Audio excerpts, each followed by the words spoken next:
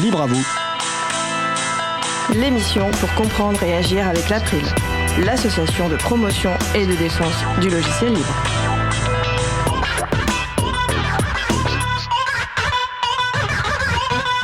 Bonjour à toutes, bonjour à tous dans Libre à vous. C'est le moment que vous avez choisi pour vous offrir 1h30 d'informations et d'échanges sur les libertés informatiques et également de la musique libre. La ville de Paris et les logiciels libres, ce sera le sujet principal de l'émission du jour. Avec également au programme en début d'émission la chronique de Benjamin Bellamy sur le RGPD, le règlement général sur la protection des données. Et en fin d'émission, la chronique de Julie Chomard sur retour d'expérience de la messagerie libre Galae. Soyez les bienvenus pour cette nouvelle édition de Libre à vous, l'émission qui vous raconte les libertés informatiques, proposée par l'April, l'association de promotion et de défense du logiciel libre. Je suis Frédéric Couchet, le délégué général de l'April. Le site web de l'émission, c'est libreavou.org. Vous pouvez y trouver une page consacrée à l'émission du jour avec tous les liens et références utiles et également les moyens de nous contacter. Nous sommes mardi 3 décembre 2024, nous diffusons en direct, mais vous écoutez peut-être une rediffusion ou un podcast. À la réalisation de l'émission du jour, mon collègue Étienne Gonu. Salut Étienne. Salut Fred, bonne émission. Merci, nous vous souhaitons une excellente écoute. Cause commune, la voix des possibles, 93.1 FM et en DAB+, en Ile-de-France. Partout dans le monde sur causecommune.fm et sur l'appli Cause Commune. Pour participer à notre conversation, 09 72 51 55 46 et aussi sur causecommune.fm, bouton de chat, salon libre à vous. Nous allons commencer par la chronique de Benjamin Bellamy, le truc que presque personne n'a vraiment compris mais qui nous concerne toutes et tous. Benjamin est fondateur et dirigeant de la société Adores, papa de Castopod et animateur du podcast Rien de grave, patron. Le thème du jour, le RGPD, le règlement général sur la protection des données. Bonjour Benjamin. Attends, excuse-moi, je referme ma gourde. Bonjour Frédéric. Alors aujourd'hui tu vas nous parler de bouchons en plastique, de la planète Mars et du RGPD ? Non. Là, je te parlerai de rien du tout, car avant tout, mes 666 partenaires et moi-même souhaitons utiliser des cookies et autres traceurs pour mesurer l'audience, pour les réseaux sociaux, pour améliorer ton expérience, pour personnaliser le contenu et mesurer sa performance, pour des publicités personnalisées, pour mesurer la performance des publicités, pour te géolocaliser précisément, pour analyser ton terminal et pour améliorer ma chronique. Alors, pas de panique, hein. Tu peux autoriser ou refuser tout ou partie de ces traitements qui sont basés sur ton consentement ou l'intérêt légitime de mes partenaires à l'exception, bien entendu, des cookies et traceurs nécessaires au fonctionnement de cette chronique. C'est bon, tu acceptes tout ou tu veux en savoir plus ? Je veux bien en savoir plus, s'il te plaît. Bon, ok, d'abord, il y a les fonctionnalités essentielles. Ah non, ça, je te demande pas, en fait. Les fonctionnalités liées aux réseaux sociaux, tu acceptes ou tu refuses ? Je refuse. Je note. La mesure d'audience, tu acceptes ou tu refuses ? Je refuse. Je note. Les fonctionnalités liées à l'amélioration de ton expérience, tu acceptes ou tu refuses ? Je refuse. Je note. Personnaliser le contenu éditorial et mesurer sa performance, tu acceptes ou tu refuses ? Je refuse. Je note. Personnaliser les publicités et mesurer leur performance, tu acceptes ou tu refuses ? Mais attends, il y en a encore beaucoup comme ça ? Oui. Mais beaucoup ? Là, on est à la moitié. Après, il faut qu'on voit ensemble mes 666 partenaires. J'ai besoin de ton consentement pour chacun d'entre eux, moi. On va y passer des heures. Ah oui. Ça peut pas aller plus vite ? Si t'acceptes tout, c'est fini dans une seconde. Bon, ok, on n'a pas le temps. Ok, j'accepte tout. Ah, allons-y. Alors, ces bouchons en plastique. Ah non, attends, avant. Dis donc, Schnappant, le 5 novembre à 15h45, t'étais sur plaisiropensource.com, hein. Du coup, qu'est-ce que tu dirais d'un stimulateur solitaire sous licence GPL V3 ? Je vois que t'es dans le 18e et justement, il y a un vendeur pas loin qui fait des promos. Non, merci, je vois pas du tout de quoi tu parles. Bon, tant pis. Attends, j'ai perdu le fil. Ah oui, les bouchons. Je sais pas si vous avez vu cette polémique, en particulier sur un certain réseau social en pleine perdition, sur les bouchons de bouteilles plastiques. La colère gronde. Pourquoi ? Figurez-vous que, fidèle à sa légendaire créativité législative, l'Europe a encore réussi à nous étonner. Attention, nouvelle règle. Désormais, les bouchons des bouteilles en plastique doivent être solidaires des dites bouteilles. Révolte ! C'est une atteinte à notre liberté de jeter du plastique dans la mer. Ouais. Déjà, je vous rappelle que l'eau du robinet, c'est 4,34€ pour 1000 litres, soit 300 fois moins que l'eau en bouteille. Passons. Mais un post en particulier a retenu mon attention. Un crypto-bro mettait côte à côte 2 photos. Sur la première, on y voyait une majestueuse fusée SpaceX s'élançant vers l'infini. Et sur la seconde, un stupide bouchon en plastique s'élançant vers nulle part parce qu'accroché à sa bouteille comme une moule à son rocher. Et l'auteur du post de commenter un truc dans le genre, pendant que les Américains ils se préparent à aller sur Mars, en Europe, on attache les bouchons aux bouteilles. Sans doute pour mettre en exergue la futilité rétrograde de nos lois européennes face à la grandeur conquérante de l'esprit américain. Alors là, stop. Déjà parce que moi, sur Mars, j'irai pas. Et vous non plus. Et nos enfants non plus. On va tous rester vifs sur Terre et jusqu'à preuve du contraire, on va tous y mourir aussi. Et probablement plus vite que prévu si on continue à balancer du plastique dans la nature. Alors, je sais pas si vous avez vu la semaine dernière à Busan, en Corée, pas les zombies qui courent pour essayer d'attraper le dernier RER un jour de grève, non. Le sommet de la toute dernière chance contre la pollution plastique. Finalement, ils ont décidé qu'ils allaient plutôt ne rien décider du tout et continuer à ne pas recycler 90% des 13 millions de tonnes qu'on balance tous les ans dans les océans parce que, flemme, pas trop envie, quoi. Très bien, mais quel rapport avec le RGPD ? Tout ça pour dire que la créativité législative, c'est pas un gros mot. Même quand ces effets en font râler plus d'une et plus d'un et que ça gâche leur rêve débile d'aller passer leurs vacances sur Mars. Le RGPD, c'est exactement la même chose. Un règlement européen qui se soucie plus du bien-être de nous toutes et nous tous que de l'enrichissement d'une poignée de mégalomanes. Quoi, j'ai l'air énervé là ? Un peu, oui. Bon, ok, je suis peut-être un petit peu en colère, mais j'ai une bonne raison. Une étude récente reprise par moult articles putassiers accuse le RGPD d'être un gouffre monumental de productivité à l'échelle européenne. Rendez-vous compte, à cause du RGPD, on perdrait 575 millions d'heures par an, soit plus de 14 milliards d'euros, 2 milliards rien que pour la France. En cause, les fameux cookie banners que le RGPD nous impose. Vous savez, ces bandeaux cookies dont le souci de notre vie privée est la priorité. Mais s'ils nous enquiquinent, c'est pas leur faute, c'est la faute au RGPD. Alors, Rostop, le RGPD n'a jamais, j'insiste bien, jamais, dit que tous les sites de la planète devaient devenir pénibles. Ce que le RGPD dit, en revanche, c'est que c'est fini la fête du slip des données personnelles. Arrêtez de faire n'importe quoi avec. Dorénavant, le traitement de ces données personnelles est encadré. Attention, c'est passé vite, donc je vais répéter car chaque mot compte. Traitement, données, personnelles. Pas de données personnelles, pas de bandeau cookie. Pas de traitement de données personnelles, pas de bandeau cookie. Et dans le cas où il y a traitement de données personnelles, et dans ce cas-là uniquement, le RGPD dit que ce traitement doit être licite, loyal et transparent. Et que les données collectées doivent être minimales et traitées de manière à en garantir la sécurité et la confidentialité. C'est tout. Je sais pas vous, mais moi, ça me paraît pas exagéré, surtout quand on voit que nos données fuitent de partout toutes les semaines. Alors je te connais, tu vas me dire, globalement je vois bien, mais concrètement ça veut dire quoi licite ? Oui, concrètement, concrètement, c'est-à-dire quoi, licite ? Tu vas pas le croire, mais dans son article 6, justement, le RGPD avait anticipé ta question. Et pour que ce soit vraiment clair, il a même listé les 6 cas de figure de traitement licite. 6 et pas un de plus. 1. Le traitement est nécessaire à l'exécution d'un contrat, par exemple votre adresse dans le cadre d'un service de livraison. 2. Au respect d'une obligation légale, par exemple une réglementation bancaire. 3. À la sauvegarde des intérêts vitaux, par exemple votre dossier médical si vous êtes dans le coma. 4. À l'exécution d'une mission d'intérêt public, un recensement par exemple. 5. Aux fins des intérêts légitimes poursuivis par le site, pour limiter la fraude par exemple. Et enfin 6. La personne a consenti au traitement de ces données, exemple la prospection commerciale.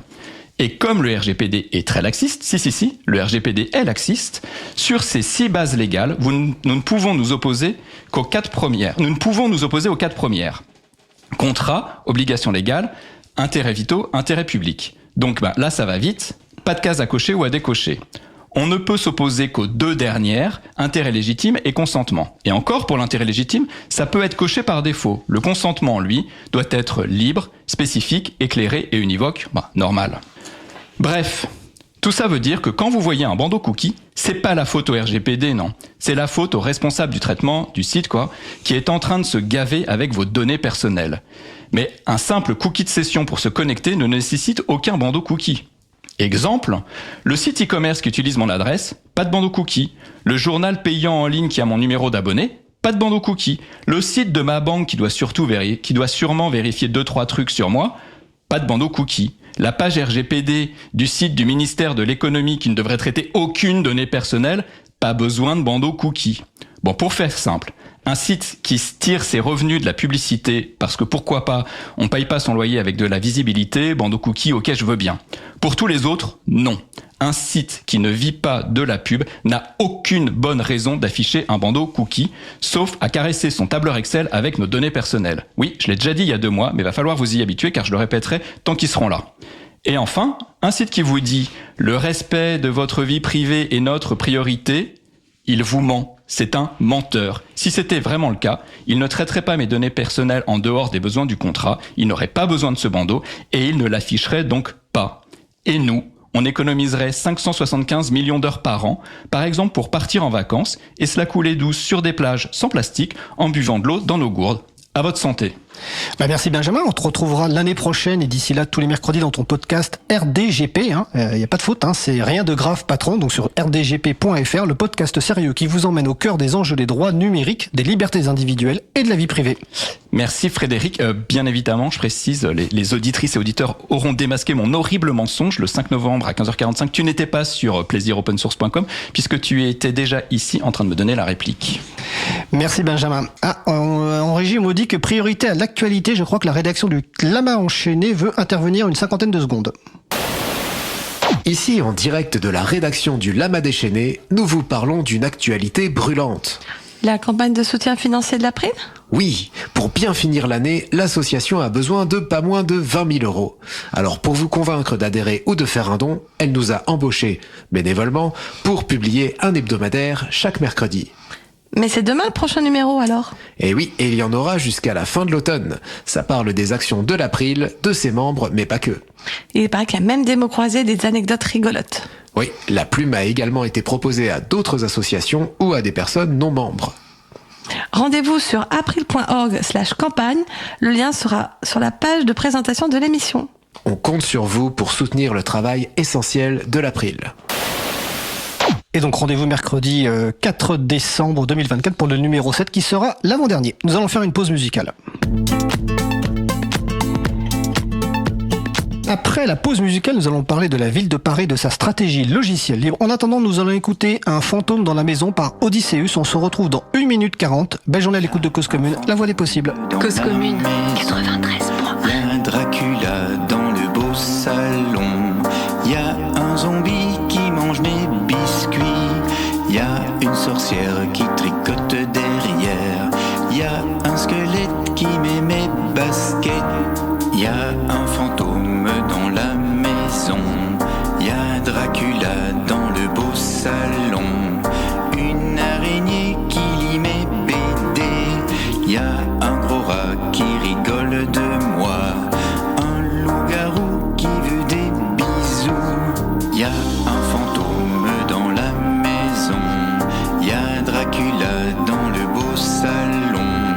Une chauve-souris cuit des spaghettis. Il y a un serpent qui se brosse les dents.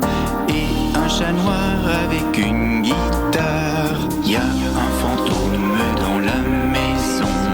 Il y a Dracula dans le beau salon. Il y a un zombie qui mange mes biscuits. Il y a une sorcière qui tricote derrière. Il y a un squelette qui met des baskets. Il y a un fantôme dans la maison. Il y a Dracula dans le beau salon. Il y a un zombie qui mange des biscuits.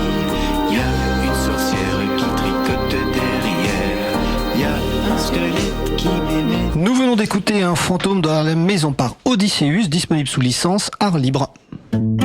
Retrouvez toutes les musiques diffusées au cours des émissions sur causecommune.fm et sur libreavou.org. Libre à vous, libre à vous, libre à vous. L'émission de l'April sur les libertés informatiques. Chaque mardi de 15h30 à 17h sur Radio Cause Commune, puis en podcast. Nous allons passer au sujet suivant.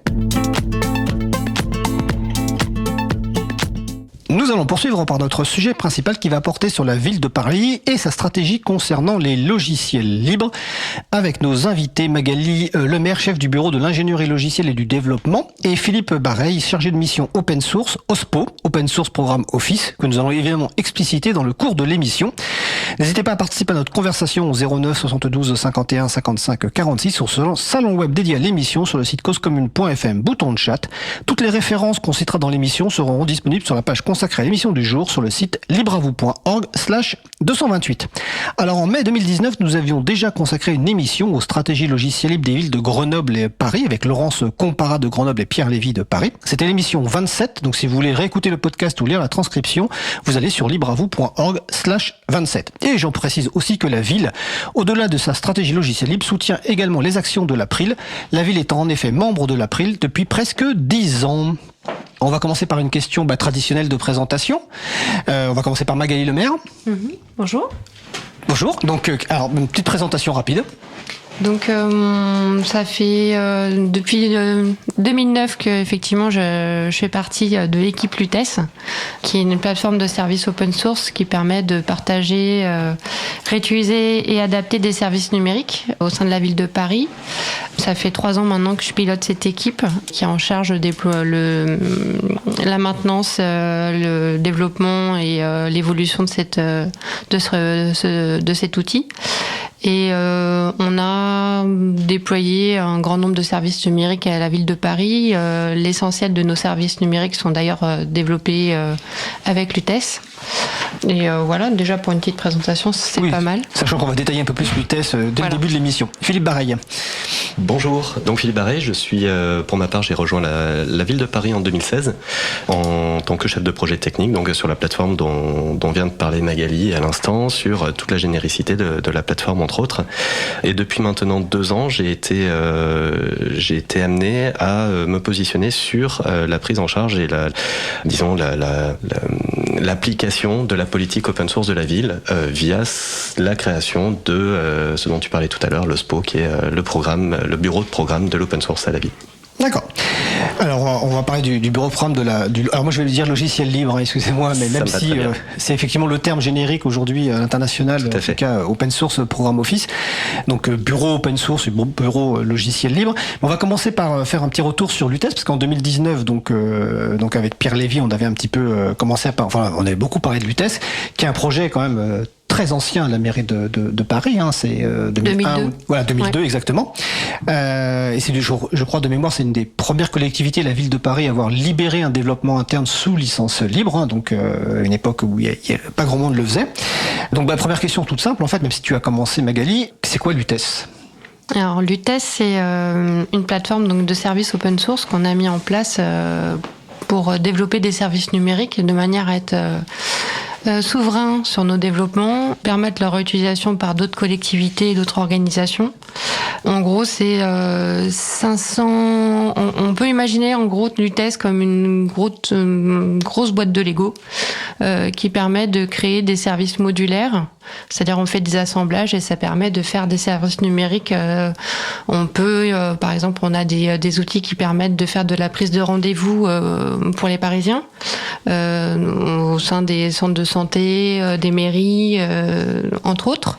On a, je crois, Philippe, tu m'arrêtes, mais je crois qu'on a 60 instances déployées au sein de la ville de Paris sur la partie rendez-vous.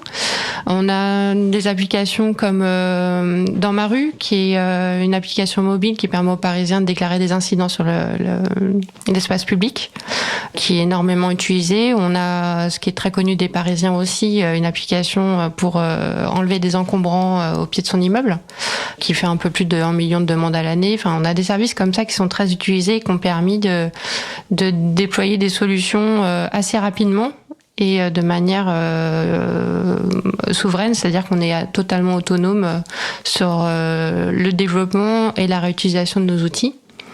Donc on a d'autres services comme budget participatif qui a permis aux Parisiens de déposer des projets pour la ville de Paris. On a énormément de services, 160 services numériques de mémoire en tout. Donc c'est une architecture qui est vraiment modulaire, qui repose sur plus de 500 plugins ou modules. D'accord, donc si je comprends bien, les Parisiens et Parisiennes qui utilisent aujourd'hui ou qu'on recourt à des sites de la ville pour différents usages comme tu l'as dit, comme par exemple les encombrants, etc. Finalement, derrière, c'est Lutèce qui est utilisé. Tout à fait. Même si ces personnes-là ne s'en rendent pas compte, c'est un logiciel libre. Et donc la totalité des services offerts aux habitantes et habitantes de Paris sont gérés par Lutèce ? Non, pas la totalité. Une bonne partie. Mais pas la totalité. Il y a quelques logiciels propriétaire, mais l'essentiel des services numériques sont sur l'UTES. D'accord. Et quel était... Alors, tu étais peut-être pas là en 2002 à l'époque, non, mais... pas encore. Pas encore. Quelle était la volonté, l'objectif de Paris de se lancer dans ce développement interne et surtout de le libérer très tôt? Est-ce que vous savez, ou peut-être Philippe, je sais pas, est-ce qu'il y avait un objectif particulier? Est-ce que c'était un objectif, comme tu l'as dit, de souveraineté? Est-ce que c'était un objectif de coût? Est-ce que c'était un objectif... Je sais pas, est-ce qu'il y avait un objectif particulier? Philippe, tu veux peut-être... Vas-y, Donc c'est déjà un gain économique énorme. Conséquent, la réutilisation de logiciels libres permet de disposer à moindre coût de services numériques qui ont déjà été développés. Et ensuite, ça permet effectivement de mettre à disposition de tous l'argent que nous, on aurait déjà investi aussi sur des services numériques ou sur des outils open source. Et donc service public, logiciel libre, logiciel public en fait. Argent public, logiciel libre, quoi. C'est plutôt exactement. Tout à fait. Comme dit la campagne de la Free Software Foundation Europe. La Fondation pour le logiciel libre au niveau européen. D'accord. Public money, public code. D'accord. Et est-ce que vous êtes parti sur des choses qui existaient déjà ou tout a été développé à partir de zéro?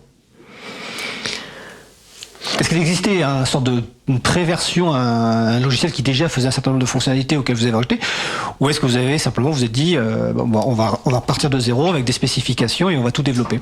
Philippe. Alors à l'époque, donc c'était en 2001 en fait, où la volonté de mettre en place, la volonté qui a provoqué un peu le développement et cette décision en fait de développer en interne une plateforme telle que l'UTES était motivée par le besoin du maire à l'époque de Bertrand Delanoë donc. Tout à fait en 2001 de mettre en place une plateforme no-code ou low-code, c'est-à-dire une plateforme qui permettent en fait de développer des sites ou de mettre en place des sites internet par des personnes non techniques. C'était absolument essentiel. Les agents du service public n'ont pas tous un master en informatique, et donc il leur fallait un outil qui leur permette d'administrer le contenu des sites web des 20 mairies d'arrondissement à l'époque. D'accord. Alors aujourd'hui, vous allez me dire oui, mais bon, il y a Drupal, il y a WordPress, il y a tous ces trucs-là qui le font très bien. C'est des logiciels de création de sites web. Exactement, et qui sont assez récents finalement, parce qu'à l'époque, tout ça n'existait pas. Il y avait un outil qui pouvait permettre de le faire, open source également, mais qui ne permettait pas de lequel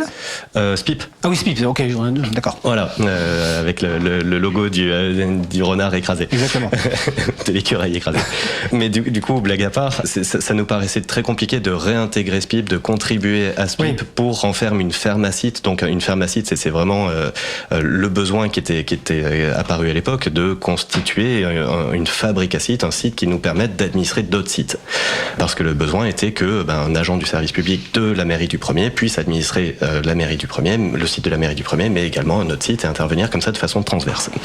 Donc le fait de sortir cette application a coûté de l'argent, et au final, la volonté de l'exécutif à l'époque était de valoriser cet argent et de ne pas l'utiliser une seule fois pour un besoin précis qui était celui de la ville de Paris.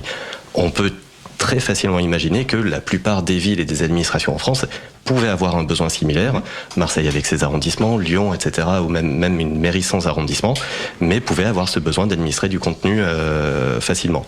Donc le besoin qui est ressorti à ce moment-là était de dire quel est le moyen technique de mettre à disposition des autres administrations qui partageraient notre besoin ce site qui nous a coûté de l'argent, on a dépensé, on est arrivé à quelque chose de fonctionnel et qui remplit un besoin.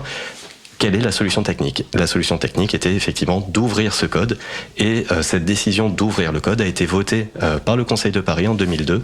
On peut retrouver tous les éléments, tout est public, et donc ça a été voté par le Conseil de Paris à ce moment-là. Oui. Alors c'était quelque chose de novateur, parce que je venais de vérifier, parce que je me posais la question de quand datait la création de l'ADULACT, l'association de développeurs et d'utilisateurs de logiciels libres dans les collectivités, dans l'administration. En fait, c'est 2002, donc c'était même avant que cette notion effectivement de mutualisation de collectivités commence à être poussée par une association spécialisée, l'April aussi, mais bon, l'ADULACT s'est créé spécifiquement pour ça, quoi. Donc toi, Magali, donc c'est le début du développement, c'est en 2001. 2002, c'est la délibération donc qui le met sous licence libre. Là, on est plus de 20 ans plus tard. Est-ce que tu as une idée du nombre de lignes de code qu'il y a d'ailleurs dans ce logiciel? Non, je l'ai su, mais alors... Je crois que c'est plus de 2 millions. Ouais. 2 millions, donc c'est un gros logiciel. Ouais. Aujourd'hui, vous êtes combien dans l'équipe à travailler sur ce logiciel côté vraiment ville de Paris? On parlera peut-être après aussi de la communauté LUTES autour, mais côté ville de Paris, vous êtes combien sur ce projet? On est 17. D'accord, donc c'est un projet important quand même par rapport... Oui. Voilà. Et toi, tu es responsable du développement de l'UTES, c'est ça ou... Exactement. D'accord. Je suis responsable du développement de l'UTES, de l'équipe qui s'occupe du développement et de la maintenance. On a une partie de chef de projet qui s'occupe de l'organisation de toute la feuille de route, c'est-à-dire collecter les besoins, faire les mises à jour, vraiment voir les besoins fonctionnels. Et derrière, se coordonner avec l'équipe de développement pour prioriser et puis mettre en route l'ensemble des fonctionnalités pour faire vivre notre framework. D'accord. Ah, c'est quoi un framework? Parce que Comment l'UTES, au-delà d'être un logiciel, c'est aussi un framework. Alors, comment tu définirais un framework? C'est une bonne question. Est-ce que tu as une définition, toi? Alors simplement, on pourrait dire que c'est une plateforme de développement. C'est un outil qui permet de définir un certain nombre de règles et de normes à respecter pour pouvoir développer de nouveaux services sur cette plateforme, donc voilà. qui soit à l'identique et normalisé. Ce qui fait que par exemple, si une collectivité se dit, moi j'ai un besoin qui n'est pas fourni actuellement par l'UTES, j'ai le socle l'UTES sur lequel je peux me connecter pour rajouter vraiment ce qui a besoin en fait. Exactement. Et en utilisant les outils de développement que propose l'UTES. Exactement. D'accord. Alors j'ai relayé une question qui est sur le salon web de Marie-Odile. Donc je rappelle, si vous voulez poser des questions ou réagir, c'est sur causecommune.fm, bouton de chat, salon libre à vous. Elle demande, est-ce que toutes ces applications sont gratuites? Alors je suppose qu'il y a deux sens dans la question. La première, c'est, je pense que c'est plutôt gratuite pour les personnes usagères de Paris. Alors oui, évidemment pour les personnes qui utilisent les services numériques, c'est entièrement gratuit. C'est des citoyens, enfin, il n'y a aucune notion on ne paye pas. Et après, la réutilisation... Voilà, je pense que la deuxième question, est-ce que la réutilisation, par exemple, par des collectivités ou même peut-être des entreprises, d'ailleurs j'en sais rien, on verra on me dirait s'il y en a, est-ce que c'est gratuit, c'est soumis à redevance? Je suppose que non, vu que c'est un logiciel libre. Non, c'est gratuit. Après, la réutilisation est gratuite. Après, en général, si la collectivité a les compétences en interne pour mettre en place sa solution, ça reste des compétences internes. Et après, on peut faire appel à des sociétés ou des prestations de services pour mettre en place la solution. D'accord. Alors, c'est la ville de Paris donc a lancé ça, on va remettre les dates. Début de développement 2001, 2002, la mise sous licence libre. Aujourd'hui, c'est plusieurs millions de codes. Pour les gens qui nous écoutent dans le futur, on est en 2024. Est-ce qu'il n'y a que la ville de Paris qui l'utilise, l'UTES, aujourd'hui? Non, il n'y a pas que la ville de Paris. Lyon, ça fait combien de temps qu'il... Lyon, de tête, c'est aux alentours de 2015. 2015-2016, qu'ils ont adopté l'UTES pour mettre en place un certain nombre de services numériques. Ils sont accompagnés de leur côté... Voilà, pour tout ce qui est... ils sont accompagnés par la ville de Paris ou par des prestataires? Les deux. Les deux au final, parce que au final, je pense que je suis pas le premier à dire ça dans cette émission, mais au final, quand on parle de logiciels libres, on parle de réutilisateurs, d'une communauté qui anime et qui entretient le code, qui fait des revues de code, qui fait des revues de contributions, etc. Avec la ville de Lyon, c'est tout à fait le même principe. On les considère comme un utilisateur de la plateforme qu'on développe ensemble. On essaye de mettre en place des leviers pour que eux puissent permettre de contribuer aussi à la plateforme pour continuer de l'enrichir. Alors je vous cache pas que c'est pas toujours évident, c'est pas toujours facile à mettre en place. On cherche toujours à animer un club d'utilisateurs suffisamment vaste qui puisse animer entre soi cette communauté. Le défi, c'est quoi? Excuse-moi de t'interrompre, le défi, quoi? Il est technique ou politique? C'est-à-dire que, est-ce que c'est techniquement parce que il y a des choix qui sont faits, ou est-ce que c'est parce que les villes ont des stratégies peut-être politiques différentes? Non, je dirais que dès l'instant où une ville fait le choix de faire de l'open source et d'adopter les valeurs et les pratiques de l'open source, ça revient à un domaine plutôt technique, parce qu'une fois que cette décision est prise, ça redescend sur les agents et les agents l'appliquent. Il suffit juste ensuite de mettre en place une gouvernance qui soit correctement partagée et qui soit correctement gérée de façon professionnelle, en respectant toutes les valeurs et toutes les bonnes pratiques de ce milieu-là. C'est très réglementé, c'est très normé, on ne fait pas ça n'importe comment et voilà. D'accord. Donc il y a Lyon, est-ce qu'il y a d'autres collectivités ou même des entreprises? On a Plaine Commune aussi qui. Donc du côté de Saint-Denis, Pierrefitte, etc. Avec Étienne, on est content vu qu'on est résidents tous les deux de Plaine Commune. Si vous êtes utilisateur de l'application Bien Vu, C'est l'équivalent Alors, de bien Dans vu, ma c'est rue. quoi ça déjà? Je me souviens plus. Bien vu, c'est l'équivalent de Dans ma rue à Paris, qui consiste à faire des signalements d'anomalies c'est sur le l'application service signalement. public. Oui. Exactement. Je la connais, mais sur, je l'utilise pas. sur l'espace public, Sur pardon. l'espace public. D'accord. Vous signalez un événement anormal et D'accord. c'est attribué à un service technique qui viendra le résoudre. Ah, mais je savais pas qu'il y avait du test derrière en fait. Bien vu, c'est Lutèce. Et après, on a une réutilisation de l'application PEPS, je crois, ouais. Tout à fait, dans le département de Lyon. Donc là, c'est un département qui est utilisateur Donc d'une de la partie de solution. Lutèce, c'est ça? Oui, Une tout à fait. application Alors, qui c'est a quoi, été PEPS développée. D'un assemblage, en fait. Mais PEPS, c'est quoi PEPS? Alors, de mémoire, j'espère ne pas dire d'ânerie, c'est les aides sociales, en fait. C'est tout ce qui Ah, ok, permet- d'accord. Voilà, donc c'est une application... qui a été renommée e-Solidarité, écrit Y, parce que c'est la ville c'est le département de Lyon, donc qui l'a implémenté. On a aussi une agglomération de communes de Mont-de-Marsan qui est utilisatrice, alors là depuis plus de 10 ans, 15 ans même. Et puis on a très régulièrement de nouveaux prospects, des gens qui viennent s'ajouter. Et là, c'est très difficile de répondre à ta question, dans le sens où on partage, donc on rend l'application publique. Du coup, il y a des utilisateurs. Alors, attention, je parle de clandestins, mais c'est juste dans le fait qu'ils ne se revendiquent pas comme utilisateurs. Mais donc, ils ont la possibilité de télécharger. Donc, nous, on a quelques métriques sur les téléchargements effectués, mais ça ne veut pas dire que ce sont des villes ou des administrations qui ont mis en place la solution en production.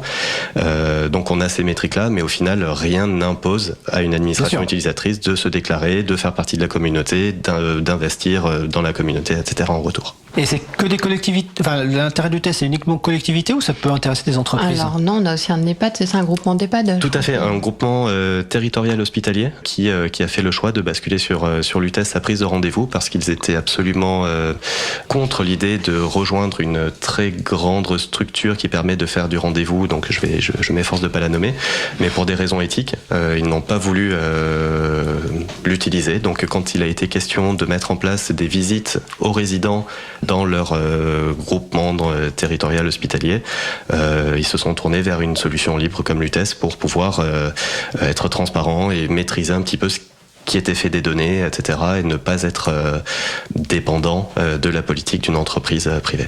D'accord. Et donc dans l'accompagnement des collectivités, comme tu disais tout à l'heure Magali, il y a des prestataires qui sont aussi un peu spécialisés et que vous référencez? Des entreprises. Ils sont référencés. Disons que déjà, nous, on travaille un certain nombre de prestataires qui ont remporté des marchés à la ville de Paris. Donc, ils sont référencés dans le cadre de ces marchés-là.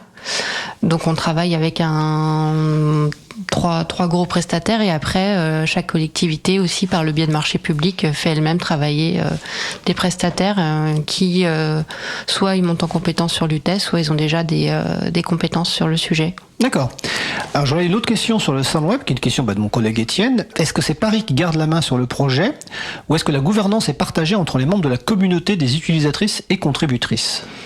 C'est donc la question de la gouvernance, qui est un gros sujet. Alors c'est un gros sujet, donc, effectivement. Ça va peut-être intégrer un peu la partie justement OSPO dont on parlera tout à l'heure, mais à fait. Pas grave. Je vais rester volontairement flou, tout en essayant d'apporter quelques exemples concrets, mais au final, il faut savoir que Lutèce a été créé sur des besoins internes de la ville, en exploitant les ressources internes à la ville et en faisant travailler un petit écosystème qui permette de faire évoluer cette solution pour satisfaire nos propres besoins. Donc, la feuille de route, jusqu'à il y a quelques années, était principalement guidée par l'équipe électorale, l'équipe municipale, qui se retournait vers la direction informatique en disant, bah voilà, je me suis engagé sur tel projet citoyen, trouver une solution. Donc, apporter une réponse technique à notre besoin public. C'est comme ça que la feuille de route de Lutèce a toujours évolué. En fait, on n'est pas une société de services qui cherche à vendre un outil, donc on ne fait pas au doigt mouillé une estimation des besoins qu'une ville pourrait avoir. On résout d'abord les nôtres de besoins avec cette solution.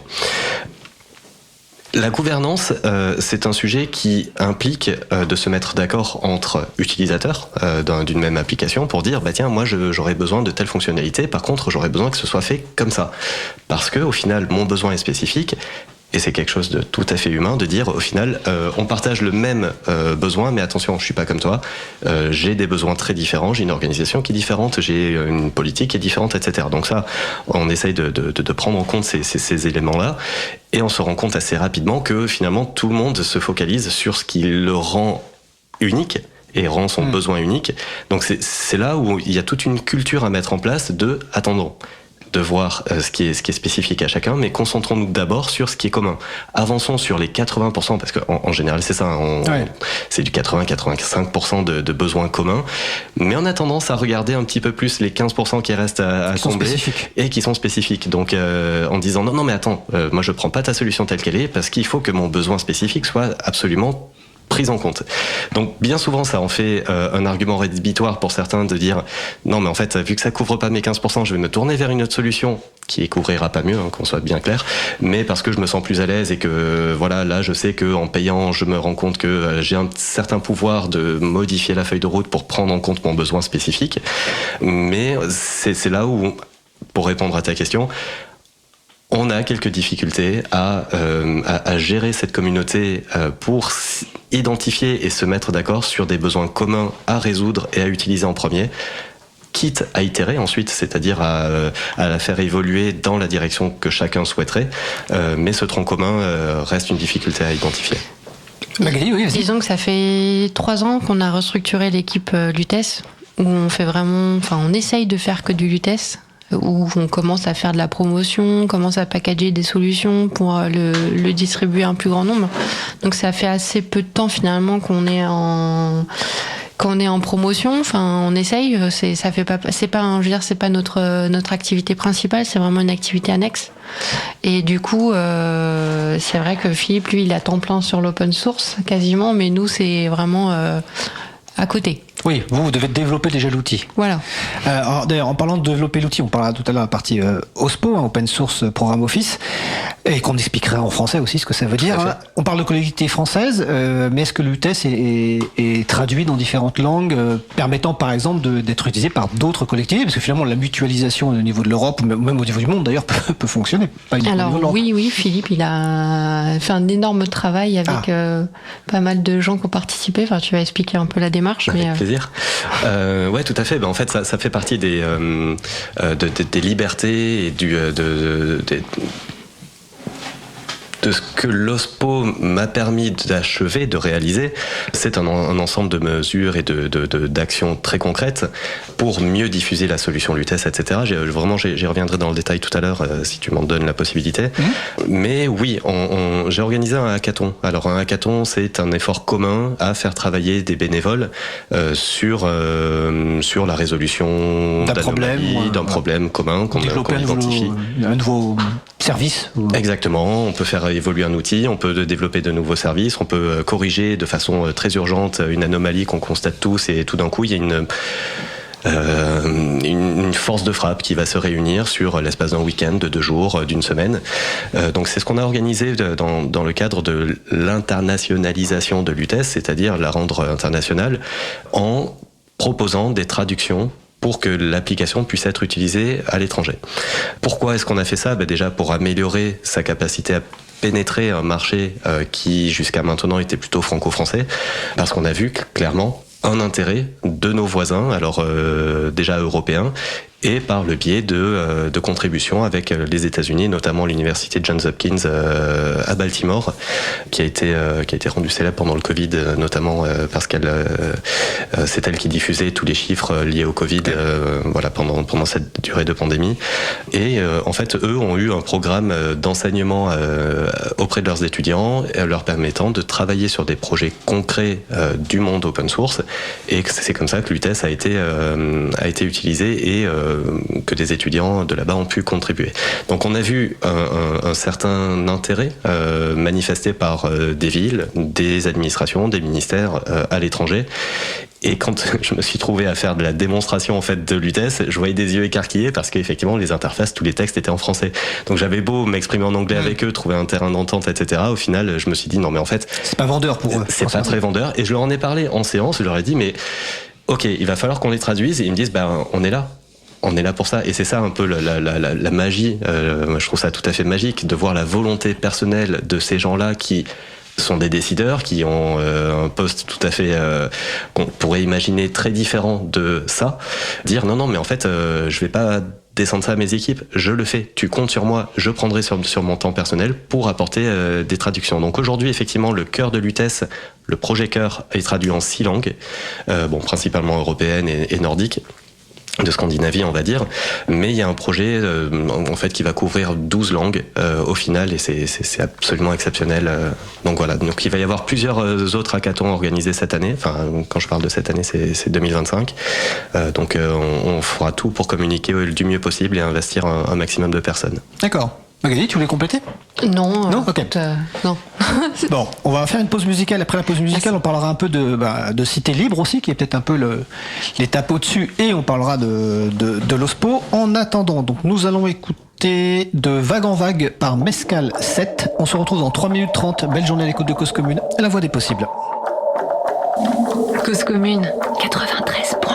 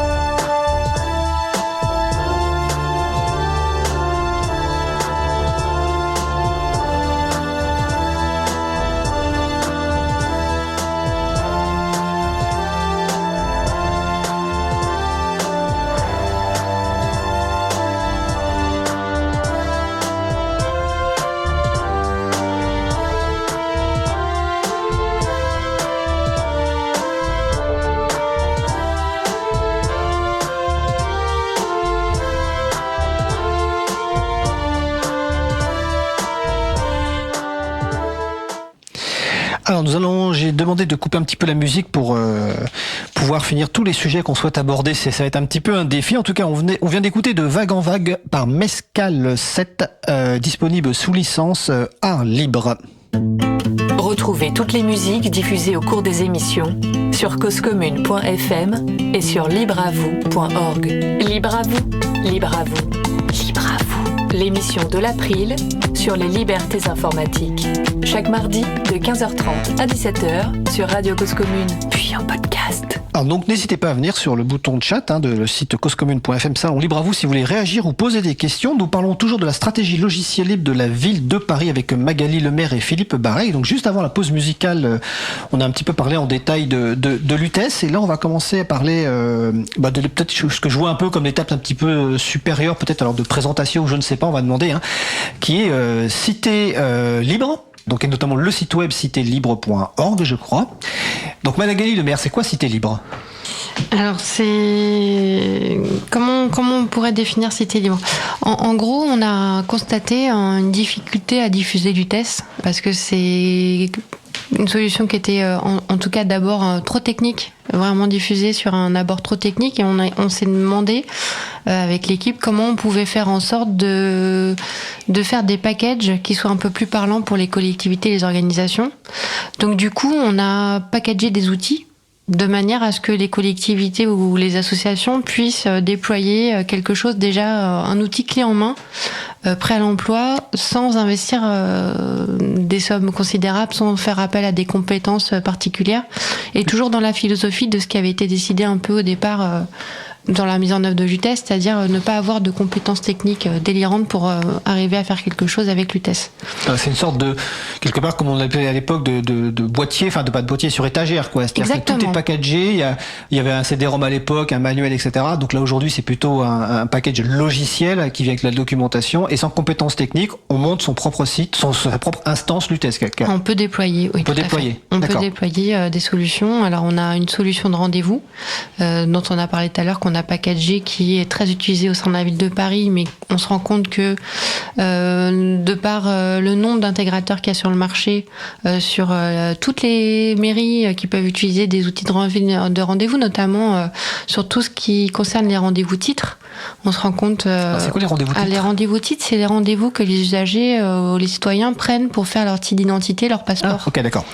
Et du coup, on a aujourd'hui une interface qui est obligatoire avec l'ANTS, l'Agence nationale des titres sécurisés, qui en fait oblige les collectivités à rendre, en tout cas à communiquer sur leur chrono de rendez-vous disponible dans les mairies, de manière à ce que n'importe qui puisse demander un rendez-vous dans n'importe quelle mairie, indépendamment du fait qu'il habite la collectivité ou pas. Et c'est un marché, en tout cas, qui est assez conséquent, et on se rend compte qu'il y a plein de petites collectivités qui payent cher cette solution à des intégrateurs, et du coup on s'est dit, vu que nous on l'a développé, cette solution de rendez-vous et d'interface avec l'Agence nationale des titres sécurisés, on s'est dit on va la packager et la mettre à disposition. Alors, tu as employé plusieurs fois le mot intégrateur. Peut-être que tu peux expliquer ce que c'est que le rôle d'un intégrateur. Alors, un intégrateur, en fait, c'est des sociétés de services informatiques qui, en fait, prennent nos solutions, qui peuvent prendre nos solutions ou d'autres solutions, et qui font du développement informatique pour développer des services numériques ou d'autres services pour des collectivités. Et d'accord. En gros, soit ils développent, soit ils prennent nos outils et ils les paramètrent, soit ils font des développements spécifiques en plus de nos outils. Et après, ça peut être nos outils ou d'autres, évidemment. Alors, ce qui est intéressant aussi pour les personnes qui nous écoutent, c'est de se dire que finalement que de l'argent public permet à des entreprises du secteur privé de répondre à des appels d'offres et de proposer des solutions. Exactement. Voilà. Soit, comme tu le dis, elles peuvent tout développer from scratch, mais là, elles peuvent prendre un outil qui est disponible, qui est développé sur argent public et qui va être utile dans d'autres cadres, quoi. C'est quand même très intéressant comme démarche. Et c'est ce que permet le logiciel libre. Oui, exactement. D'accord.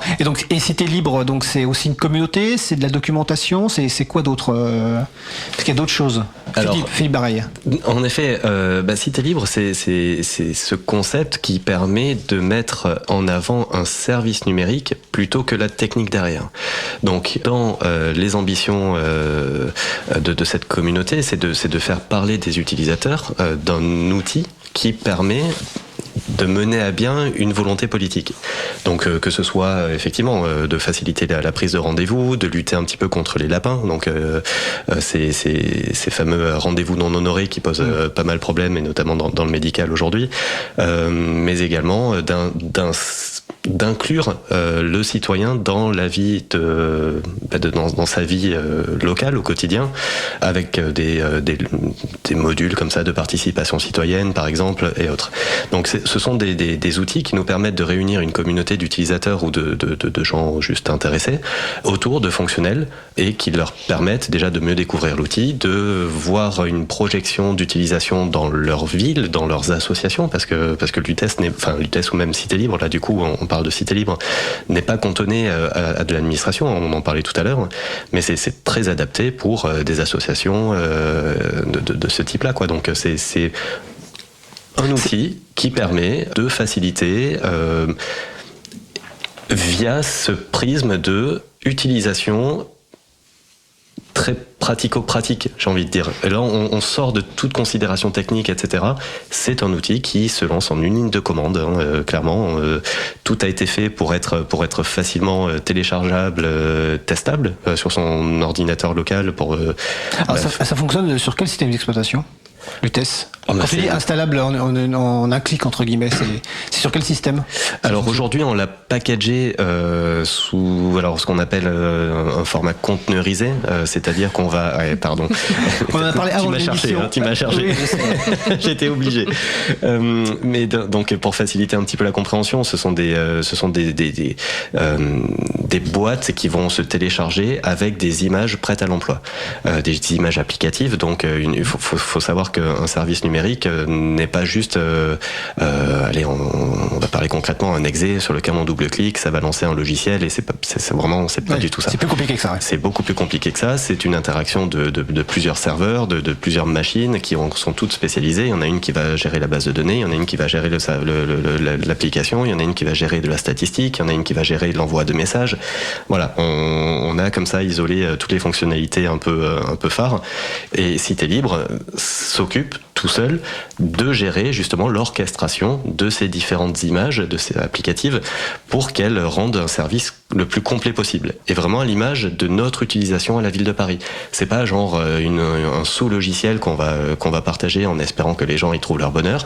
C'est réellement l'application telle qu'on l'utilise dans la même version, dans les mêmes fonctionnalités, etc., qu'on met à disposition. Donc au final, on est nous-mêmes utilisateurs de ce qu'on met à disposition, pour permettre à d'autres de l'utiliser dans les mêmes conditions, dans les mêmes versions, dans les mêmes besoins fonctionnels, etc. Sachant que c'est absolument modulaire, donc s'il y a une option qui ne nous plaît pas, on la désactive et on l'a plus.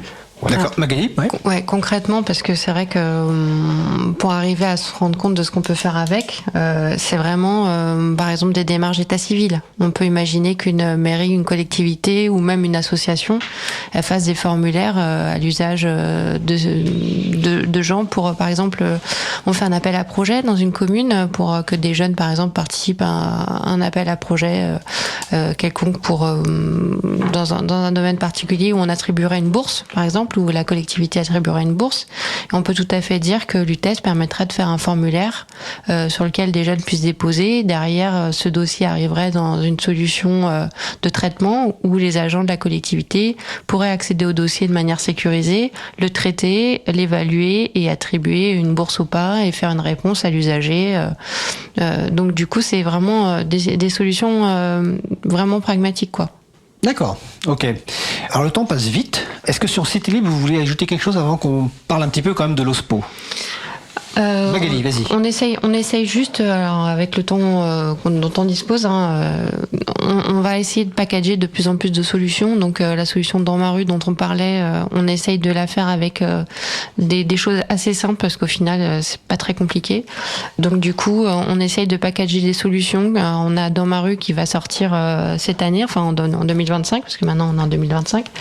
Et on a tout ce qui est gestion de la relation usagée, c'est-à-dire toute la relation avec le citoyen.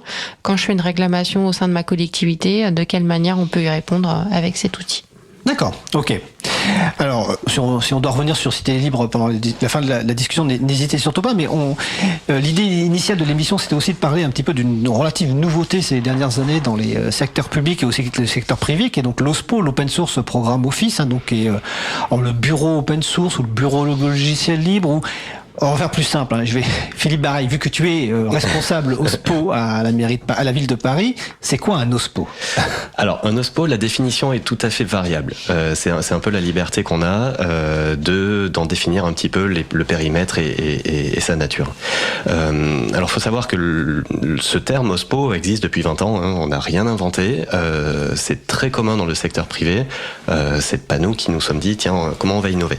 Par contre, comment on va utiliser les bonnes pratiques du secteur privé qui est capable de créer des communautés de consortiums, de constructeurs automobiles pour travailler sur des mêmes composants, sachant que dans une voiture, il y a 170 logiciels différents. Eux ont réussi à se mettre d'accord sur ce genre de choses alors qu'ils sont totalement concurrentiels. Finalement, quelles sont les bonnes pratiques de ce genre de relations, d'échanges, de partenariats dont on pourrait s'inspirer. Donc l'OSPO, au final, à la ville de Paris, alors ça n'a rien de bureaucratique, technique qui s'inscrit dans une hiérarchie lourde, etc. Au contraire, c'est quelque chose de tout à fait abstrait. C'est un concept en fait. C'est une façon de montrer que oui, on a compris quelles étaient les attentes quand on est acteur dans l'écosystème open source, qu'on les a comprises, qu'on les accepte, qu'on adopte ce qui est attendu d'un acteur dans l'écosystème open source. On n'est pas juste consommateur, on ne fait pas que profiter d'un système qui est... On n'est pas que le passager clandestin dont tu parlais tout à l'heure. C'est tout à fait ça, sortir du bois, s'assumer en disant, écoutez, oui, on est nous-mêmes consommateurs d'open source, on est producteurs d'open source, on cherche à valoriser ce travail-là, on cherche des partenaires, on cherche des personnes avec qui on pourrait co-construire, on pourrait co-financer cette solution. Donc au final, il y a un moment où il faut communiquer dessus, c'est ce qu'on fait aujourd'hui et merci. Et l'OSPO permet d'avoir une feuille de route qui soit dédiée à l'open source et qui puisse correspondre avec les attentes de la feuille de route du numérique dans une structure. Donc au final, quel que soit le type de structure, que ce soit du secteur privé, public, académique, etc., un OSPO est tout à fait implémentable dans ce type de structure. Il n'y a aucune contrainte forte, c'est juste un signal fort qui est donné à l'extérieur disant oui, on considère l'open source comme étant un levier de productivité, de gain, de souveraineté. On en adopte les bonnes pratiques et les préceptes. On partage ses valeurs. On a un point de contact qui est effectivement identifié et cette personne à la ville de Paris, c'est moi-même pour l'instant. Mais dès qu'on a la possibilité de partager aux équipes, on est cet écran et cette ouverture, ce point de contact, cette main tendue auprès des communautés. Donc, est-ce que l'OSPO est forcément incarné par une personne ou ça peut être une entité même informelle? C'est une entité informelle, c'est tout à fait ça. C'est pour ça que je dis pour l'instant, mais au final, ça peut être interchangeable. On a une boîte mail qui est relevée par un certain nombre de personnes et au final, c'est un écran. Vraiment, c'est un point d'entrée vers la structure. D'accord. Et est-ce qu'il y a une OSPO, une OSPO définition ou une OSPO meilleure pratique? C'est-à-dire, est-ce que quand on met en place cette entité ou cette personne ou cette stratégie logicielle libre, est-ce qu'il y a des cases qu'on doit cocher? Tu as parlé tout à l'heure on n'est pas qu'une personne d'une structure utilisatrice, on est aussi contributrice. Est-ce qu'il y a une gouvernance? Est-ce qu'il y a des cases à cocher pour que ça fonctionne? Alors oui, selon moi oui. Et on a eu la chance d'être une des premières administrations à mettre en place, à travailler sur cette notion d'OSPO, sachant que nos premiers travaux et premières décisions remontent à 2019 quand même. Ça date pas d'hier et on a eu la possibilité, grâce à une association de laquelle on est membre, qui est au W2 et qui nous a permis, lorsqu'elle a commencé ses travaux de définition d'un OSPO, en fait, la difficulté était de trouver un terrain d'entente qui puisse correspondre à tout secteur d'activité. Voilà un cadre qu'on s'engage à respecter. Si on veut lancer un OSPO, quelles sont les démarches à suivre, quelles sont les idées à considérer, quels sont les domaines d'application de l'OSPO, en gros, quels sont les domaines que l'open source pourrait m'aider à valoriser, à résoudre, quels sont les problèmes à résoudre, en quoi l'open source peut résoudre certains domaines, certains sujets dans tous les domaines. Donc, on a eu la chance de travailler, alors ça a duré 2 ans, mais j'ai pris un des premiers exemplaires avec moi aujourd'hui. Tu vas le traduire en français. Voilà, c'est merci pour la difficulté. Non, c'est un cahier de bonne gouvernance. Donc c'est le manuel de bonne gouvernance d'un OSPO. C'est ça? Exactement. Ouais. Pour la mise en place d'un OSPO dans une structure, quelle qu'elle soit. C'est un document public, je crois, c'est ça? Alors c'est un document public, donc effectivement. On le rajoutera dans les références sur le site. Avec grand plaisir. Ouais. Alors on peut le trouver dans toutes les bonnes librairies parce que il est effectivement commercialisé, mais on peut tout à fait le télécharger et se l'imprimer chez soi. C'est un document qui permet d'appliquer un cadre et qui permet d'identifier tous les sujets que l'open source peut impacter de près ou de loin. Avec ça ne veut pas dire qu'on s'engage à résoudre chacun de ces domaines. On en a identifié 25. Par contre, à chaque charge à chaque structure de définir les priorités. Donc si le volet RH par exemple est un volet qu'elle ressources humaines, tout à fait, qui estime que l'open source peut valoriser son recrutement ou la valeur ajoutée de ses agents ou de ses employés, etc. Ben ça doit apparaître dans les fiches de poste, ça doit tout le cadre légal doit être adressé pour leur permettre soit de contribuer à des projets extérieurs, soit d'avoir une identité propre j'allais dire committeurs, mais de contributeurs à des projets, que ce soit en interne ou en externe, mais voilà, c'est juste un exemple de l'open source appliqué aux ressources humaines. Mais au final, donc, ce livre, petit notebook là, permet de ne rien oublier, d'avoir le spectre en fait le plus vaste possible pour savoir en connaissance de cause dans quoi on s'engage, et ensuite, libre à nous de l'implémenter et de laisser certains sujets qui ne sont pas prioritaires parce que peut-être que l'environnement de l'entreprise ne s'y prête pas, peut-être que ça ne correspond pas à la feuille de route de l'entreprise ou de la structure. Au final, c'est tout à fait libre. Je fais souvent le rapprochement avec les méthodes agiles, où tout le monde dit faire de l'agile. Au final, même si on en adopte 1 ou 2 préceptes, c'est déjà pas mal parce qu'on fait ce qu'on peut aussi. En une phrase, c'est quoi faire de l'agile ? Alors l'agile était, je m'y attendais. L'agile est on va dire une méthode d'organisation qui couvre un certain nombre de préceptes. Alors je crois qu'il y en a 12 qui ont été traduits dans toutes les langues, mais au final c'est des meetings quotidiens. C'est au final c'est des cycles très courts d'amélioration de projet ou de construction de projet, avec une facilité d'adaptation sur des cycles les plus courts possibles. Ouais, pour éviter de rentrer dans les longs cycles de développement, voilà. Tout à fait. Et si vous voulez en savoir plus, je vous renvoie sur l'émission de Libre à vous concernant l'agilité. Donc vous allez sur libreavou.org, vous cherchez méthodes agiles, parce que je n'ai pas en tête le numéro de l'émission, mais on a consacré une émission sur le sujet. Alors le temps file très vite, il nous reste relativement peu de temps. J'avais 2 questions. La première, donc si je comprends bien, alors plutôt, quelle est vos relations de travail entre toi qui es OSPO et toi Magali qui est donc au bureau de l'ingénierie logicielle et développement? Comment ça se passe en fait Alors, disons qu'on a des réunions hebdomadaires avec Philippe pour définir effectivement la stratégie qu'on met en place. Alors, on a un comité de gouvernance LUTES global, et ensuite avec Philippe, on décline des plans d'action hebdomadaires dans lequel effectivement on évalue ce qu'on met en place, notamment dans le cadre de Cité Libre, ou les opérations qu'on doit faire pour packager ou pour préparer les interventions de Philippe ou l'accompagner sur la communication sur des salons. Enfin voilà, c'est vraiment très pragmatique. Après, c'est comment on le décline au quotidien au sein de l'organisation, comment on arrive à communiquer à l'extérieur, mais vraiment aussi au sein de la ville de Paris, puisqu'on a énormément de personnes qui l'utilisent.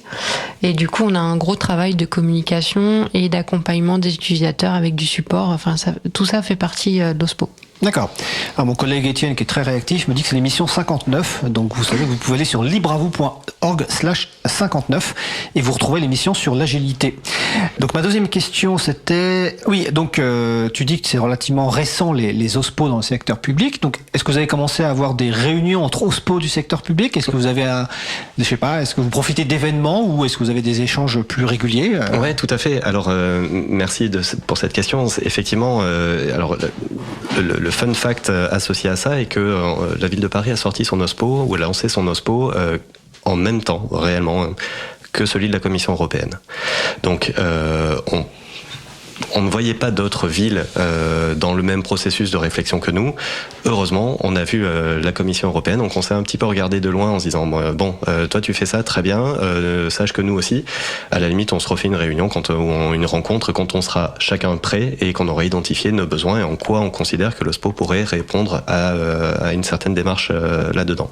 Donc ça remonte à 2019, donc comme je le disais, et en 2021-22, ça y est, tout était établi. Chacun de notre côté, et on a pu se dire en fait et si on évangélisait un petit peu sur cette façon de travailler, sur ça, ne serait-ce que dans l'Union européenne, en fait, au sein des États membres. Ça a immédiatement pris, très clairement. On a conjointement lancé un réseau d'OSPO européens qui aujourd'hui compte 17 membres. Et là, on a de nouvelles villes, notamment, qui rejoignent un petit peu ce mouvement, où on va se réunir une fois par mois, une petite heure, pour se tenir au courant des travaux respectifs, de voir dans quelle mesure on peut partager soit des bonnes pratiques de l'OSPO, soit des sujets qu'on pourrait avoir en commun, faire profiter chacun de bonnes pratiques ou de questions posées au réseau. Donc ça nous profite beaucoup. Voilà. D'accord. Donc finalement, quelque part, l'OSPO, c'est aussi une politique d'ouverture pour dire, voilà comment on fait, on veut voir comment vous faites vous, pour progresser dans cette mise en place d'une stratégie logicielle libre. C'est tout à fait ça. Et est-ce que vous avez parce que comme tu le disais, les OSPO sont un peu plus développés dans les entreprises. Est-ce que vous avez aussi des discussions entre collectivités et entreprises, même si les situations sont évidemment pas les mêmes, mais néanmoins les logiciels que vous utilisez sont les mêmes, les processus sont souvent les mêmes. Est-ce que vous avez des discussions à ce niveau-là ? Ça arrive, effectivement. Là, je parlais tout à l'heure du cahier de la bonne gouvernance open source. En fait, on l'a fait avec l'association W2, mais il faut savoir que il y a Orange, il y a Siemens, il y a Nokia, Mercedes me semble-t-il a contribué également, et des associations. On parlait tout à l'heure de la Free Software Foundation Europe, également a contribué à ce travail-là. Donc déjà par notre emprise dans l'écosystème, on a des liens directs avec des homologues, clairement, de structures privées, publiques et autres. Donc c'est un petit peu comme si on oubliait l'étiquette qu'on avait. On a des considérations qui sont tout à fait identiques, mais dans des domaines d'application complètement différents. D'accord. Alors, on approche bientôt de la fin, donc de la question finale, mais avant, pour être sûr de ne pas oublier, peut-être que vous avez des annonces à faire, est-ce que vous avez justement des annonces à faire, que ce soit concernant l'UTES, par exemple, une nouvelle version, ou soit la présence à des événements ? Concernant l'UTES, peut-être qu'il y a des annonces à faire ou des évolutions qui vont venir ? On prévoit effectivement une nouvelle version de l'UTES sur 2025, on passe sur Jakarta. Donc c'est un autre environnement de développement, on va dire. Voilà, c'est un autre environnement de développement. Parce qu'avant, vous étiez sur quoi ? Sur Java, c'est ça ? On était sur Java. Okay. Et du coup, on a décidé de passer sur Jakarta pour garder notre souveraineté. Parce que Oracle... Ah oui, parce que Oracle, la mamie sur Java, c'est ça ? Oui, c'est ça. C'est ça. Sur les évolutions de Java, d'accord. Quel langage de programmation, enfin l'environnement de développement, ok. D'accord. Voilà. Donc là où c'était tout à fait ouvert. Ils ont fermé, quoi. Ils ont fermé. D'accord. Ils ont fermé, et du coup, pour rester. Donc c'est un gros chantier, ça, en fait. Hein. C'est un énorme chantier. C'est un énorme chantier pour nous, déjà parce qu'on a quand même 500 plugins et modules. Enfin, on a quand même beaucoup de développement à faire pour effectivement rester compatible, avoir la bonne stratégie pour pas perdre tout le monde en cours de route. Et donc on fait un travail énorme avec notre équipe effectivement pour arriver à atteindre cette feuille de route et évoluer aussi vers des solutions de conteneurisation dont Philippe a parlé tout à l'heure. On est challengé en permanence, comme on est une vieille équipe. J'imagine. On est beaucoup challengé pour arriver à rester à un niveau technique qui soit tout à fait acceptable et évolutif. Et en termes d'événements à venir, effectivement, donc demain commence l'Open Source Experience qui a lieu chaque année au Palais des Congrès à Paris. Donc j'y serai présent sur le village au W2. On aura un stand de quoi parler de notre solution et de tous nos travaux dans l'open source. Donc j'y serai présent mercredi et jeudi sur toute la durée du salon. Et ensuite début d'année prochaine, on sera présent effectivement à Grenoble ou à Échirolles plus précisément pour la deuxième édition de leur nouvel événement dédié à l'open source. Qui s'appelle AlpOSS. AlpOSS, donc Alp Open Source. C'est ça, tout à fait. On sera certainement présent dans différents salons européens pour nous adresser à une audience, faire partager ce qu'on fait et essayer de trouver des partenariats. D'accord.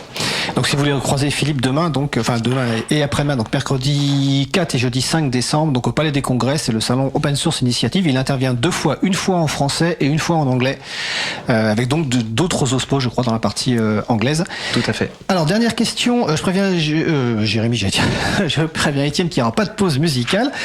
Dernière question, donc pour conclure, quels sont les éléments clés à retenir selon vous, en moins de 2 minutes chacune et chacun ? Qui veut commencer ? Je vais démarrer. Alors, ce qu'il faut retenir, c'est qu'on développe effectivement une solution libre, qu'on met des packages à disposition des collectivités qui sont accessibles. Et je pense que c'est surtout ça qu'il faut retenir. Il faut pas hésiter à prendre contact avec nous, à venir nous voir, à nous contacter. On est accessible et du coup on peut répondre à pas mal de questions. Avec Philippe, on est à disposition pour répondre aux questions des collectivités ou associations qui seraient intéressées par la solution. Merci. Philippe ? Merci Magali, oui c'est tout à fait ça, le message qu'on cherche à faire passer, c'est cette ouverture et sur le fait qu'on peut effectivement partager une gouvernance, même si c'est la ville de Paris qui en est à l'initiative, on n'en est pas les seuls, on n'en est pas les propriétaires, on ne garde pas ça comme une chasse gardée dont on ne veut pas partager tous les bienfaits. On est là pour en parler, pour partager, pour se rendre à l'évidence qu'on partage un certain nombre de besoins et qu'on n'a pas forcément besoin de payer à nouveau pour les mêmes choses, mais faites différemment. Voilà. Donc je comprends qu'il y a un sentiment, une volonté de faire les choses soi-même et de venir mettre la première brique de projet, mais ce qui est bien aussi, et c'est ce qu'on s'efforce de faire nous, parce que bon, on va pas revenir sur 23 ans de travail sur l'UTES, mais dès qu'on peut, on réutilise une brique logicielle qui nous permet d'aller plus vite. Donc pareil pour l'UTES et certainement, enfin, d'autant plus Cité Libre, c'est de regarder le paysage avant de chercher à développer soi-même. Voilà. Et contribuer. Venez contribuer. Merci. Alors juste sur la partie gouvernance, on a consacré une émission sur ce sujet-là, donc je vous renvoie à l'émission 205 avec Sébastien Dino, que tu connais peut-être, Philippe, et qui je pense que sera demain d'ailleurs au salon Open Source Initiative, Open Source Experience. Donc c'est l'émission 205 dont vous avez retenu le fonctionnement de l'émission. libreavou.org/205, vous trouvez l'émission, podcast et transcription disponible. Donc c'est avec Sébastien Dino sur la gouvernance. Écoutez, merci Philippe Bareil et Magali Lemaire pour cet échange. Merci à vous. Et puis vous aurez sans doute l'occasion de revenir dans quelques années pour nous parler des évolutions de l'UTES et de l'OSPO. On viendra avec la communauté. Alors on va pas faire de pause musicale, on va enchaîner directement par le sujet suivant.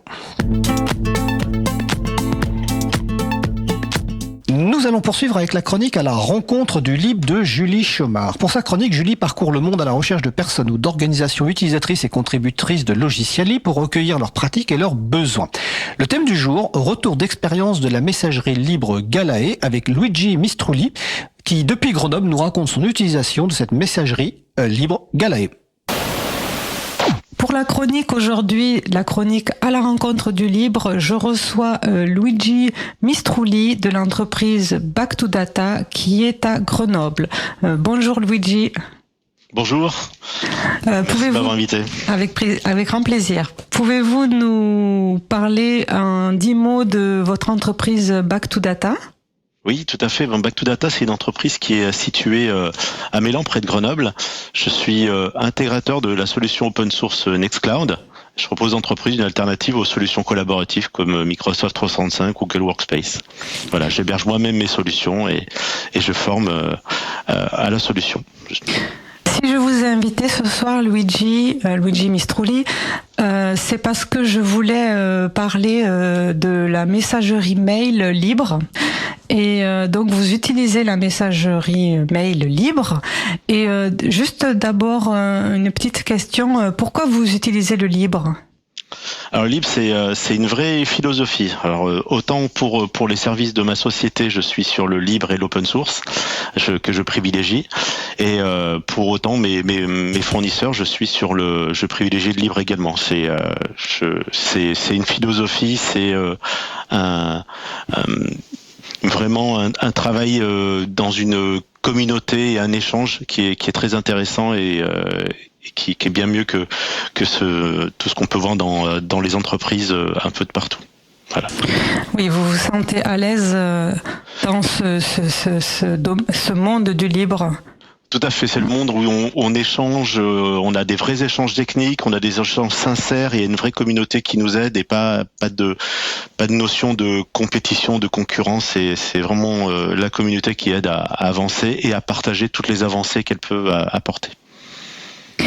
Et alors donc depuis 1 an, je crois, vous m'avez dit, vous utilisez donc dans votre entreprise la messagerie mail libre, donc avec un serveur de messagerie et un outil de messagerie libre.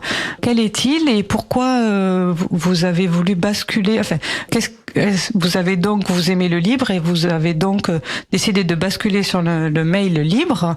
Ça a été possible et donc quelle est cette messagerie libre que vous utilisez ?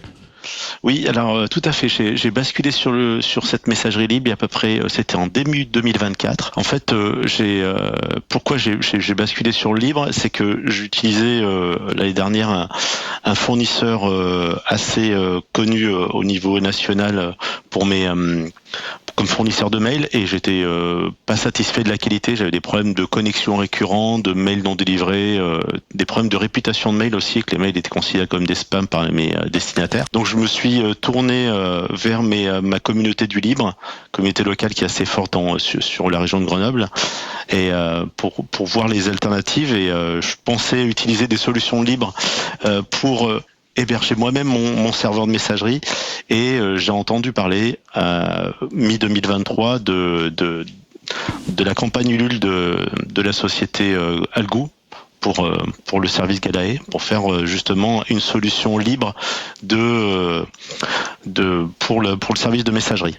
Parce que eux-mêmes ont été confrontés à ces problèmes-là, et ont senti que dans la communauté il y avait un peu ce mouvement de trouver une alternative libre à ces problèmes de mail, et ont proposé ce service-là. Donc j'ai suivi la campagne Ulule sur mi-2023 jusqu'à l'automne 2023 et le lancement, qui a été fait en fin 2023, pour écouter les premiers retours, voir si la philosophie était vraiment proche de la mienne sur la partie libre. Et justement, c'est cet aspect-là. Et on a bien vu que la campagne a été a dépassé largement les attentes, et que la communauté a été aussi, comme moi, assez satisfait du service qui était proposé. Pas forcément techniquement, parce qu'il n'était pas encore en place, mais vraiment de l'alternative qui a été proposée, et de la philosophie de ces alternatives. Et je suis client depuis début 2024. Ok, donc avant, pour dire les choses, vous utilisiez la solution serveur mail d'OVH. Tout à fait, OVH, oui. Voilà. Et donc pour vous, il y avait des problèmes qui impactaient, vous m'avez dit, la réputation. Oui, ça a imputé forcément, oui, largement ma réputation, et aussi techniquement le fait de pas avoir de mail. Pourtant, je suis informaticien avec 25 ans d'expérience. Les aspects SPF, DKIM ou des marques qui sont la base du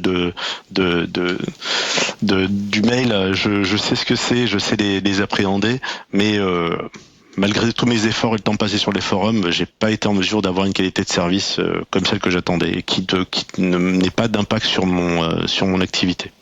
Et les problèmes de réputation, c'était parce que les mails arrivent dans les spams des clients. Tout à fait, ils arrivent dans les spams des clients. Donc autant les clients ne les voient pas forcément tout de suite, et considèrent aussi que si on est une entreprise dans la tech et l'informatique, et qu'on n'est pas capable d'avoir des mails qui ne sont pas considérés comme des spams, on n'est pas forcément techniquement au point, et pire, on peut ne pas avoir que le mail soit pas vu du tout, et donc ne pas avoir de suite sur des prospects potentiels. Oui.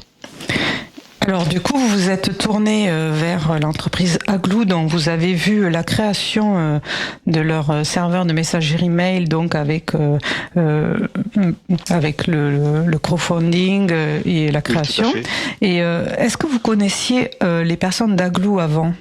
Non, du tout. La société Algou, je les connaissais pas. Donc, je vous dis, j'ai été client depuis janvier 2024, et par contre, j'ai eu la chance de les croiser peu de temps après, en mars, à la conférence Alpos à Échirol, oui, sur l'open source. Nous étions tous les deux des sponsors avec un stand, donc on a pu échanger justement et faire connaissance, et justement aller un peu plus échanger sur la partie technique, sur la philosophie, et on a sympathisé, fortement sympathisé depuis. et on se rencontre régulièrement avec la communauté de libre locale, parce qu'on a de la chance d'être dans la même région, et on a justement une communauté locale qu'on fait partie, ces deux sociétés, pour échanger techniquement sur des points, sur des besoins, des outils, des expériences, pour tous s'enrichir de tout ça. Sachant que l'activité principale de la société Algou, c'est un logiciel collaboratif, donc qui est identique, c'est aussi une alternative à Microsoft et à Google. Donc on fait à peu près la même chose, mais on n'a pas de sentiment de concurrence ou de compétition. On échange là-dessus et on s'aide mutuellement. Donc c'est une bonne philosophie. Oui, c'est une belle communauté qu'il y a à Grenoble. Alors donc, vous utilisez donc maintenant leur serveur de messagerie qui s'appelle Galae. Oui, tout à fait. Et alors donc, vous avez plusieurs mails, parce que pour une entreprise, il y a besoin de plusieurs mails. Vous l'utilisez depuis donc le client messagerie pour lire vos mails et en envoyer. Vous utilisez différents supports que vous m'avez dit, comme un ordinateur Windows, un Linux, un iPhone, et ça marchait très bien. Tout à fait. J'utilise tous les OS et tous les différents types de clients. J'ai autant du Outlook sur Windows, sur PC, que du Thunderbird sous Linux, que un client mail sur Mac, et autant sur Android ou sur iPhone. Donc j'ai un peu tout, parce que autant je l'utilise pour moi que je le propose pour mes clients avec ma solution de collaborative. Alors vous utilisez donc le fait de faire des mails. Alors vous faites aussi des mailing lists, des envois de newsletters. Également les mails. Je fais des mailing lists également pour envoyer mes newsletters, et je n'ai pas de problème d'envoi. Et même si je fais plusieurs centaines d'envois par jour, j'ai aucun souci là-dessus, et j'ai pas de problème sur des mails non délivrés. Sachant que je suis ça d'assez près, et j'utilise également, ce qui est important, c'est des choses qui sont pas forcément utilisées par les personnes qui ont des services mail, c'est les agendas partagés et les annuaires partagés. Et j'avoue que ça marche très très bien, et il y a des outils autant pour migrer facilement les mails d'un fournisseur à un autre, mais aussi pour intégrer l'annuaire ou les agendas très facilement. Et on peut synchroniser très facilement sur n'importe quel client. Le plus simple étant sur Apple, dans l'environnement Apple, parce qu'il y a un outil qui est très pratique, c'est de télécharger des profils. Donc on télécharge un profil, ça prend en 2 clics, et il suffit de l'installer, et on a le mail, l'annuaire et les contacts qui sont installés, configurés, synchronisés automatiquement. Et donc, vous dites que vous utilisez aussi l'agenda, et que vous pouvez synchroniser votre agenda avec d'autres agendas, d'autres outils. Oui, tout à fait. Justement, ils sont synchronisés. Autant sur mes clients, j'ai les agendas et les mails de Galae, que j'ai mes agendas sur mes solutions cloud qui font de l'agenda. Donc les deux sont au même endroit sur mes clients, et sont partagés et mutualisés. Donc voilà. Et donc vos mails, ils sont donc sur un serveur mail, et donc le serveur mail, il est hébergé en France ? Oui, tout à fait. La société Algou héberge ça en France, et je ne sais pas tout à fait où est l'hébergeur, mais c'est dans la région Rhône-Alpes. Tout à fait. C'est aussi la même philosophie d'être dans le plus local possible, et d'être aussi dans la même philosophie. Donc ils ont des fournisseurs qui sont dans la même philosophie, et aussi locale. Et donc vous êtes plus proche. Oui. Et donc vous êtes confiant dans la sécurité de vos données. Tout à fait. Oui. J'ai aucun problème sur la sécurité ni sur la qualité. Je vérifie régulièrement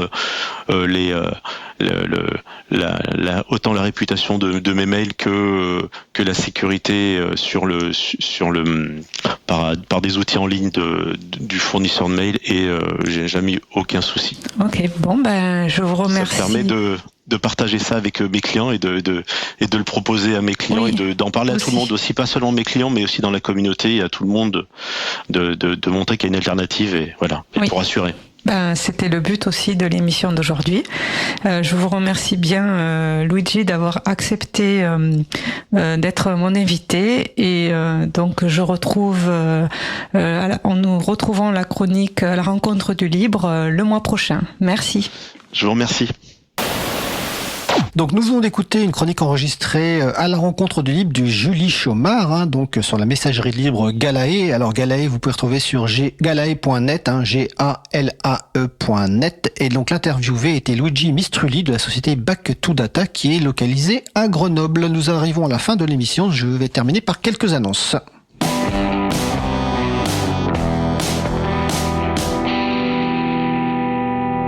Alors d'abord une annonce interne, le rappel de notre campagne de l'April, campagne de communication sur nos actions et de soutien financier, le Lama déchaîné. Donc mercredi 4 décembre 2024 sortira le numéro 7. Ce sera l'avant-dernier numéro de la campagne. Je vous rappelle, donc ça permet de découvrir les actions de l'April et également éventuellement de vous encourager à nous soutenir par rapport à l'objectif de 20 000 euros d'ici la fin de l'année. Nous sommes pour l'instant qu'à 50%. Donc déjà merci aux personnes qui ont contribué. Si vous le pouvez, n'hésitez pas à partager la campagne et à contribuer soit par un don, soit par une adhésion, donc sur april.org/campagne, excusez-moi. Tout à l'heure, on parlait de l'Open Source Experience les 4 et 5 décembre 2024 à Paris au Palais des Congrès. Donc c'est un salon, l'April il sera présente avec un stand et puis nous serons sur place. Étienne, Isabella, moi, Bouquinette, notre présidente sera là. Donc n'hésitez pas à venir nous rencontrer et vous pourrez aussi y croiser Philippe Bareil de la mairie de Paris. Tout à l'heure, Philippe parlait d'ailleurs des hackathons, ces séances, ces sessions de développement autour de logiciels. Et CLIS21, qui est une scope Libris qui fête ses 20 ans du côté de Lille, organise un hackathon d'anniversaire les 7 et 8 décembre 2024, donc du côté de Lille. Du côté de Lyon, la réunion mensuelle Adoli aura lieu mercredi 11 décembre 2024. Donc Adoli, c'est hébergeur associatif décentralisé ouvert lyonnais. Et ce week-end à Paris, les 7 et 8 décembre, PSL XXL. Alors, chaque premier samedi du mois se tient un événement grand public au carrefour numérique de la Cité des Sciences et de l'Industrie à Paris. Et PSL XXL, car en décembre, l'événement se tiendra à la fois le samedi 7 décembre et le dimanche 8 décembre. Donc, venez vous faire aider à installer, paramétrer des logiciels libres, venez assister à des conférences. Donc, ça se passe à la Cité des Sciences et de l'Industrie. Côté de la radio Cause Commune, on vous propose, comme chaque premier vendredi du mois, une soirée radio ouverte, donc vendredi 6 décembre, à partir de 19h30, donc dans les locaux de la radio, 22 rue Bernard Dimet. Donc une soirée radio ouverte, l'occasion de rencontrer les personnes qui font vivre la radio, les animatrices, les animateurs, de découvrir le studio et éventuellement de participer à l'émission spéciale du vendredi 1er de chaque mois qui est à lieu à partir de 20h à 22h. Et là, ça sera une émission spéciale arpentage de texte. Donc on parlera lecture collective de textes. Donc vous pouvez même arriver avec votre propre texte, mais des textes seront prévus. Donc c'est vendredi 6 décembre à partir de 19h30. Et je vous invite à consulter le site de l'Agenda du Libre, agendadulibre.org, sur lequel vous trouverez toutes les références aux événements que je viens de citer et également sur bien d'autres événements en lien avec les logiciels libres ou la culture libre près de chez vous. Notre émission se termine. Je remercie les personnes qui ont participé à l'émission du jour. Benjamin Bellamy, Magali Lemaire, Philippe Bareil, Julie Chaumard, Luigi Mistrulli. Au manettes de la régie aujourd'hui, mon collègue Étienne Gonu. Merci également aux personnes qui s'occupent de la post-production des podcasts. Samuel Aubert, Elodie Daniel Girondon, Languin, Julien Haussmann, bénévole à l'April et Olivier Grieco, le directeur d'antenne de la radio. Merci également aux personnes qui découpent le podcast complet en podcast individuel par sujet. Quentin Gibaud et Théocrite, bénévole à l'April. Vous retrouverez sur notre site web libreavoue.org/228 toutes les références utiles de l'émission du jour ainsi que sur le site de la radio causecommune.fm. N'hésitez pas à nous faire des retours pour indiquer ce qui vous a plu mais aussi des points d'amélioration. Si vous préférez nous parler, vous pouvez aussi laisser un message sur le répondeur de la radio pour réagir à l'un des sujets de l'émission, pour partager un témoignage, vos idées, vos suggestions, vos encouragements et ou nous poser une question. Le numéro du répondeur 09 72 51 55 46. Je répète 09 72 51 55 46. Nous vous remercions d'avoir écouté l'émission. Si vous avez aimé cette émission, n'hésitez pas à en parler le plus possible autour de vous et faire connaître également la radio Cause Commune, la voix des possibles. La prochaine émission aura lieu en direct mardi 10 décembre 2024 à 15h30. Notre sujet principal portera sur la gestion électronique de documents et le monde associatif et le sujet sera animé par Laurent Costi. Nous vous souhaitons de passer une belle fin de journée. On se retrouve en direct mardi 10 décembre et d'ici là, portez-vous bien.